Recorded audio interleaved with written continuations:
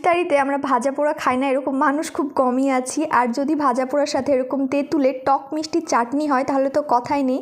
এই চাটনিটা সিঙ্গাড়া, কচুরি থেকে শুরু করে ধোকলা সব কিছুর সাথেই দারুণ যায়। যার জন্য পাকা তেঁতুল কিছুক্ষণ জলের মধ্যে ভিজিয়ে হাত দিয়ে ভালো করে তেঁতুলের কাঁধটাকে বের করে নিয়ে খোসা আর বীজটা ফেলে দিতে হবে।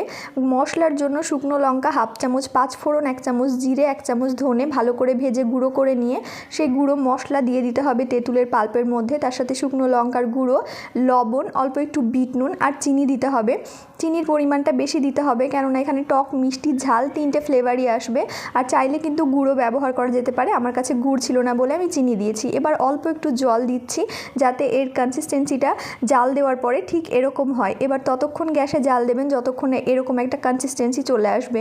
এটা দীর্ঘদিন ধরে সংরক্ষণ করার জন্য অল্প একটু ভিনিগার দিয়ে এয়ারটাইট কন্টেনারে পুরে রেখে দেবেন। সারা রোজার মাস কেন, রোজার পরেও চলে যাবে। দারুণ